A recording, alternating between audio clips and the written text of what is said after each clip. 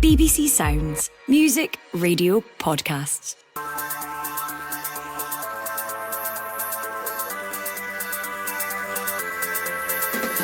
Hello, I'm Phil Goodlad and this is the Scottish Football Podcast. All the news, the views, the analysis you need from our beautiful game. It's Thursday the 30th of January and we have a veritable smorgasbord of European action for you. Maguire's been a massive hit and Dessers scores! Dessers scores! Right in front of the Rangers supporters who erupt here at Old Trafford. Rangers wrap up the league phase of their Europa League campaign at home to Union St Giloise tonight. Meanwhile, last night, down in Birmingham... Gives it that, oh, to be glorious! He does it and he scores! It's absolutely outstanding from Celtic! I mean, that is a Champions League goal and a half that he has just scored! Celtic and Aston Villa serving up a thriller in their final match of this stage of the Champions League. Plus, in other news, could an influential midfielder be about to pack his bags? Goal for Aberdeen comes from Jamie McGrath. It was played back to him. Hibson defenders on the ground. He swung his right foot at the ball, drilled it into the corner. The Scottish Football Podcast from BBC Sports Scotland. Great to have you along this morning. I'm joined by the former Rangers midfield supremo, Kevin Thomson. Kevin, morning to you. Morning, Phil. It seems strange to say there's nothing at stake tonight at Ibrox, but I guess because Rangers have already qualified, it means that they can relax going into this one, can't they? I'm not so sure when you play for Rangers you can relax, especially not on a European night, but obviously two teams that have done well in the competition. There's progress there. I know there's potentially like a permutation that if Rangers were to win and other teams and results were to go their way, it could potentially even be better. But a playoff spot, I think, for anyone would have took before the competition had started. Kevin, I'm always struck by you former Old Firm stars saying you can never relax when you play for one of the others. They can just go out and enjoy it tonight, can they not? That's why you do the radio, Phil, and that's why we played football. Yes. It's just the way you're made, unfortunately. It's got nothing to do with my total lack of skill and prowess with the ball. It's just a mentality thing. Yes, I like that. Scott Coyne also joins us, Belgian football journalist. Scott, tell me that the St Giloise will be arriving in Glasgow ready to relax, regardless of playing the mighty Rangers. Well, I think they come into this game and it's the mentality is a little bit different. Kevin bringing up, the demands of playing for a club like Rangers, which never change, doesn't matter the context. The context is irrelevant. It's that straight line where you simply have to win. Not quite the same for Union St Giloise. They come in having already secured their playoff spot, and I expect a fair degree of rotation from them tonight because of some injuries that they've got. But they're coming into this in a pretty good place, and I think things are set up for quite an interesting evening with this game. Now, you've already answered a question. I mean, this is how good you are, by the way, Scott. You've already answered a question that I was going to pose, which is, and this probably, is a plague on my house rather than anybody else's, but how you actually pronounce the visitors tonight. Because I was told, and I sought out clarification on this, that it's Union St Giloise. I have heard colleagues in the media call them Union St Giloise, which doesn't sound correct at all. And you've given us the third way, and I presume the correct way. Well, I would like to think it's the correct way, but there's plenty who would disagree with me as well. I mean, even at the press conference yesterday, I think we had about 20 different pronunciations. And if in doubt, there's always the USG default, which is usually the most unlikely one for people to defer to. Kevin, should we just call them the visitors at Ibrox tonight? It certainly makes it easier for me, Phil. Yeah. Listen, we joke about there being nothing on the line tonight. It's no joking matter because both sides can become seeded when they go into the playoff draw. I just wonder, Kevin, and you've been in these situations where you either play the first leg away from home or the first leg at home.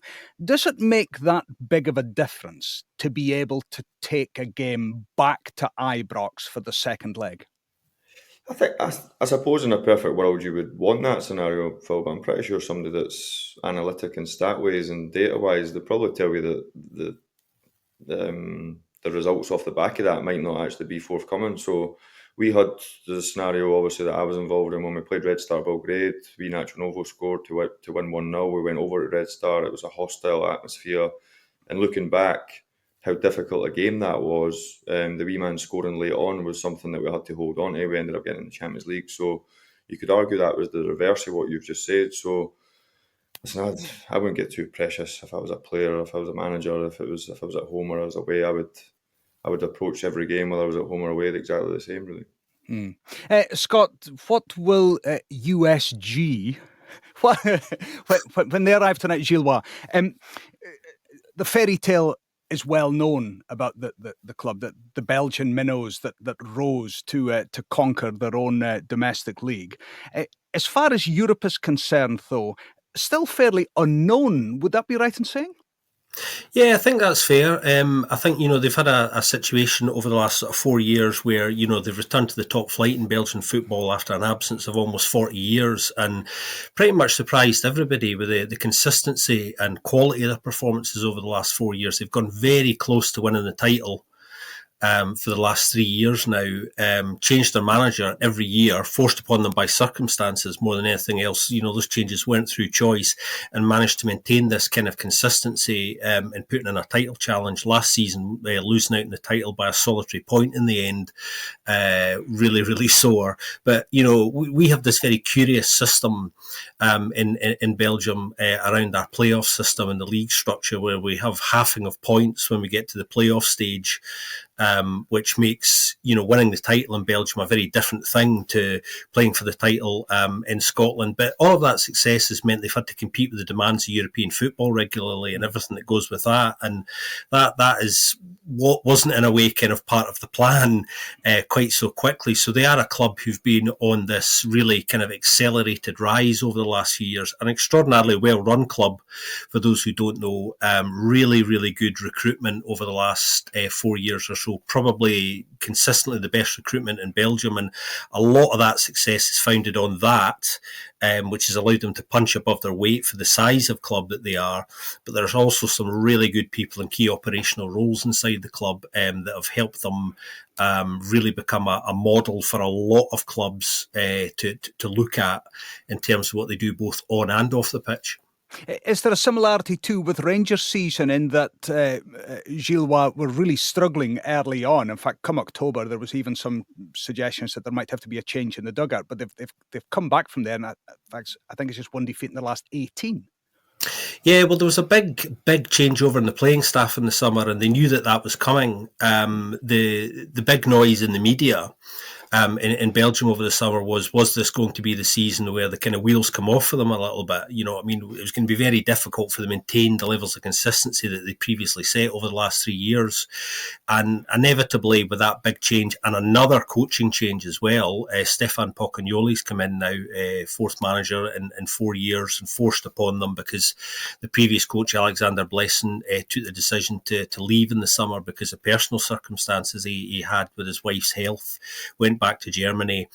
The changeover in playing staff and the new coach coming in has been a little bit rocky for them initially. It has taken a while for them to find their feet. And in Belgium, you don't tend to get very much time at all. It doesn't matter whether you're one of the bigger clubs or one of the smaller clubs. They're very proactive at sacking you in Belgium, more so than almost anywhere else. You go 4 or 5 games, no matter who you are, and you're in real trouble. So for Union to stick with Stefan Pocagnoli, particularly through those kind of first 2.5 months of the season, which really were very difficult for them. Their form was very different to what it had been, and there were big questions being asked of him. But because that club have got a plan, which they weren't going to deviate from, and Stefan was definitely their man, then they were going to stick with it. And I think they knew that things would settle down. And what we've seen, because they trust the plan, is, the players have got to know each other. The coach has been rotating a lot throughout the season to give everybody a chance, I think,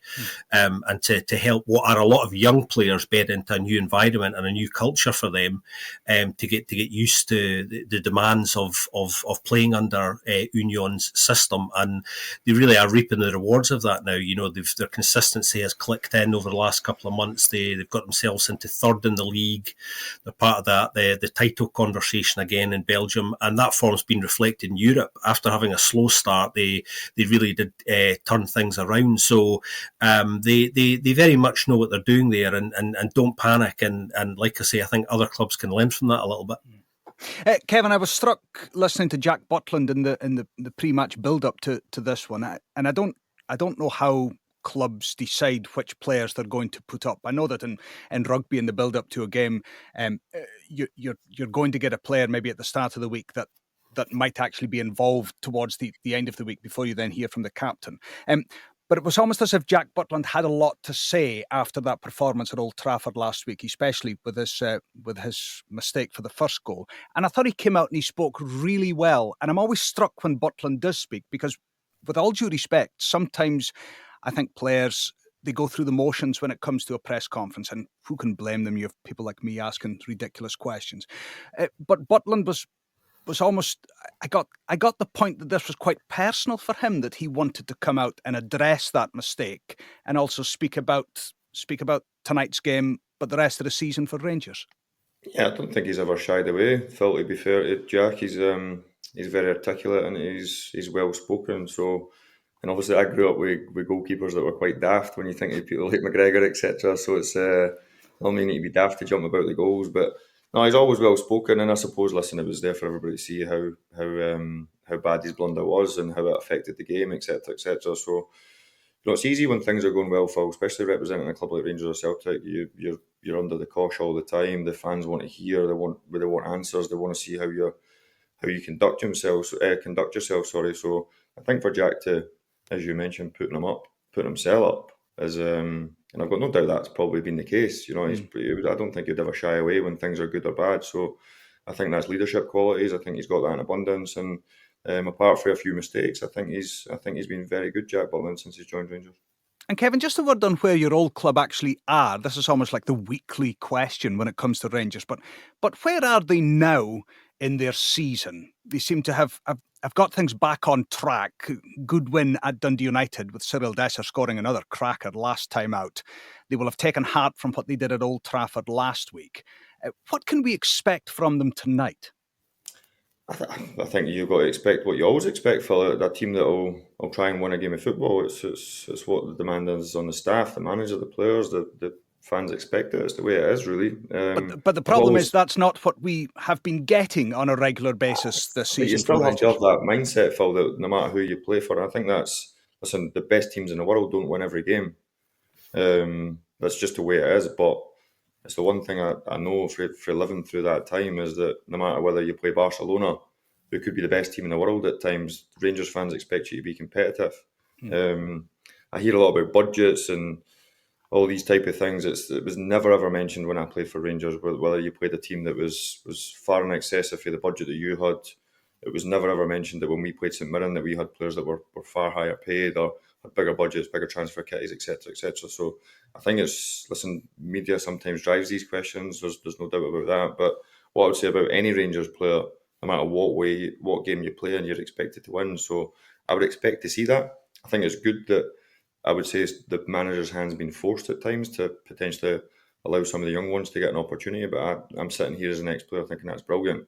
You know, sometimes you need that opportunity. It might be through default, it might be through injury, it might be through different circumstances. But when it gives you that opportunity, and that's probably been the biggest thing for me, is when you're seeing people like McDowell's, etc., potentially moving on. Matondo's obviously been linked with going away. It creates space for younger ones, and I think that's good for the long-term future of the club.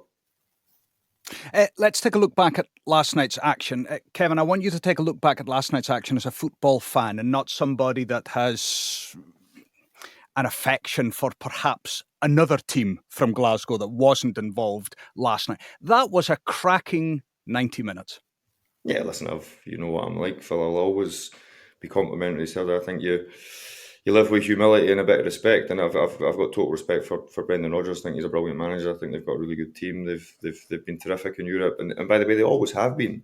I think back to when I was playing, and I think it's Scott McDonald scoring against AC Milan's, and you know they were always competitive. And Nakamura scoring against Man United, against Edwin van der Sar, winning 1-0, and don't quote me on it, but I'm pretty sure back in the day they had an unbelievable home record in Europe in the Champions League and playing all the big hitters, really. So I'll always be respectful, Phil, you know that. And obviously John McGinn's my mate. I obviously know John really well. So had you spoken to John before last night? I never, but listen, I know he's a big Celtic fan, so it's no, I hadn't. But obviously, I've been down to Villa, etc. I've spent some time with him. Obviously, I was at Hibs with him. Obviously, I've actually played with all them again. So no, I knew it'd be an emotional one for him, and it'd be one that he'd obviously be eager to be involved in. So listen, I think Celtic have been terrific, Phil. I think they've got what they've deserved, and listen, the playoff spot's obviously going to be a difficult one. Every team you're potentially going to come up against is a big hitter, but I'm not so sure anyone could be dismissive of Celtic's achievements this year in Europe. Scott, you obviously watch a lot of football across the continent, not least back in your homeland here as well. The one thing that struck me last night, and this is as much credit to Aston Villa as it is a detraction from Celtic, is just how quick Villa appeared last night, both with the ball and off the ball. And Celtic were quick in the final third when things were clicking, but Villa just seemed really pacey across the field. Do you see that being a difference in European football with Scottish teams, that perhaps the top teams from the top leagues just has pace right across the pitch? Yeah, I think that's true every level. I mean, that pace at different levels does vary, but, you know, pace fundamentally in key areas on the pitch is really important at all levels of the game now. Transitions, to get a bit tactical about it for 2 seconds, are really, really important. And at European level, those transitions are the things that tend to win or lose you games. So how you handle those moments tend to be the pivot points in games. I mean, we saw last night, you know, Brendan Rodgers was talking interestingly afterwards about how he felt Celtic had started quite well despite conceding 2 goals early. And you're thinking this is going to be, you know, it's going to be one of those nights.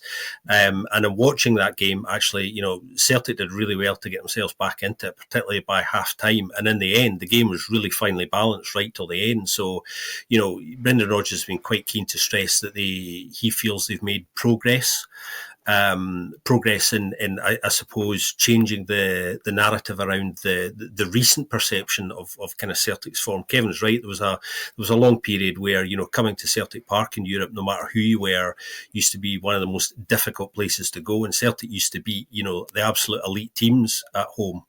There's been a long period where they haven't been able to do that, but I think what's happened this season is some of the respect that Celtic had built up over the years and been able to do that certainly has returned to the outside footballing world, outside of Scotland, and that's got to be a very good thing. And actually, Celtic came into the game last night you know, with some difficult circumstances in a way. You know, they'd lost Kyogo, Adam Ida, who got a couple of great goals last night, not completely fit, obviously. I think proving a point to a lot of people, to a lot of Celtic fans who are starting to ask questions. It did feel like that, didn't it? That there was a point to be made, and he proved it. Yeah, he did. I think he's been waiting for his opportunity. You know, I mean, looking at his body language recently, you know, I mean, I don't think he's let it get to him at all from what I can see. And, you know, talking to people inside Celtic, I know, you know, he has been waiting for his opportunity. So I think, you know, the fact that, you know, Kyogo's left now, and there is obviously there'll be somebody coming in, whether it's this window or probably more likely the summer, because it's very difficult to get that ideal replacement, particularly in this window. I think he's going to get an opportunity now to get a run in the side, and really do something and hopefully become the number one striker, rather than the bench option. But Brendan Rodgers likes to have 2 there, even if he does obviously prefer to play with 1. Yeah, Kevin. Just before we leave Celtic's game last night, this sounds dreadful, but I think I'm maybe at double figures already this morning, and I've been in the building from about 4:30 for Good Morning Scotland. I think I've watched Ollie Watkins' penalty at least a dozen times this morning. I mean, it's not like to laugh at the afflicted, but I think that's the worst penalty I've ever seen, and I felt so sorry for him because he's just slipped. But it was comedy gold. And he's a handful, and he's a brilliant player, he's a top player. Well, except when it comes to taking penalties last night. I mean, was his studs just not long enough? How did that happen? It's just a freak moment, isn't it? you just, I'm sure he'll not lose any sleep on it, to be fair, but it's one of the moments that you're glad it certainly wasn't you. Yeah. I never took penalties any foul, so it would never be me. Well, I was just going to ask, did that ever happen to you? But yeah, I can never remember you slotting one in the corner from the penalty spot. But yeah, on a night when Morgan Rogers scores a hat-trick and Adam Ida scores 2, we're ending up talking about Ollie Watkins with that penalty. It's one that you can seek out on the BBC Sport website. Finally, before we go, I quickly want to touch on Aberdeen midfielder Jamie McGrath. Kevin, Hibs and Hearts both reported to be interested in the Aberdeen midfielder. Would it be a big loss for Aberdeen if McGrath, who's currently out injured, was to move? But also, would it be strange to move from Aberdeen in this new build and this new project and move to another team of similar standing in the Scottish game? Well, first and foremost, Phil, he's always been a player I've really liked. And it's no surprise to see the Highbies and the Jambos obviously interested in his services, really. I suppose I don't think anyone would want to debate that the fact that all 3 clubs that are mentioned there are all good clubs, really good clubs and big clubs. So I would hazard a guess that the disparity between wages that he could pick up at all 3 clubs would be quite similar. So I think. Do you think it would be down? Sorry, do you think it would be down to the issue of wages and not almost? I don't think either of the 3 clubs would have so much firepower, to be honest, Phil, to go over and above to have the disparity between one to the other. I.e., like, I've got an option to go to England and I cannot knock that back, blah, blah, blah. Do you know what I mean? Mm-hmm. So I think it would come to a personal choice for the player, really. He's at a big club. They're obviously having a difficult time. There's no doubt about that. But I suppose he'll know what it felt like 3 months ago when Aberdeen were flying and everything was going well for Jimmy Tilleen and they were getting all the plaudits that they deserved. And to a better pun, the wheels have kind of come off that Aberdeen kind of bandwagon that they were on as such. So, but he is a player I've always liked, Phil, and he's one that when he did go to Aberdeen, I kind of thought to myself, I'm really surprised that the Highbies or the Jambos. Listen, they might have got outbid. The manager might not quite fancy this type of player, but he's certainly one that I think's got a lot of talent. It probably tells you as much about just how busy a period this is in Scottish and also in European football, that we're focusing on action as opposed to the minutiae of reports and whispers and sniffs that you get of players potentially moving with just days to go until the end of the transfer window. I can almost guarantee you that this hallowed podcast will focus on all things transfer deadline when we get towards the 11 o'clock deadline for Scottish football on Monday night. Listen, we're going to leave it there. Scott Coyne, Belgian journalist expert in your football. Thank you very much indeed for joining us this morning. Enjoy the game tonight at Ibrox. Kevin, always a pleasure to have you on in the morning, if not just to talk about that hat that you continue to wear of a morning on the Scottish Football Podcast. We're going to have to get this podcast televised for moments like these. I'll still have it on. You'll still have it on. Kevin, thanks for joining us. Listen, plenty more at our website. Remember too, all the highlights from last night's game in the Champions League, Celtic losing 4-2 at Aston Villa. That's at the website, along with analysis and preview material for tonight's match at Ibrox, Rangers against Union St Giloise. It's live with us on BBC Radio Scotland, Sports Sound on air from 6 o'clock. Remember too, the Daily Football Podcast, the clue is in the title. It drops every day for you at BBC Sounds. Turn on your notifications. Would you believe the podcast just appears on your phone as if by magic? For now, though, I'm Phil Goodlad. Enjoy the beautiful game, and we'll speak again soon. This is the shocking moment English football has been dreading. My name is Moses Swabu, and I used to be a professional footballer, but then I got in deep with organised crime and became a match fixer operating in the English League. A match-fixing investigator has highlighted 2 matches he says appear to have suspicious betting patterns. How honest are you going to be with me? This is 100%. Join me for Sports Strangers Crimes presents Confessions of a Match Fixer. Listen on BBC Sounds.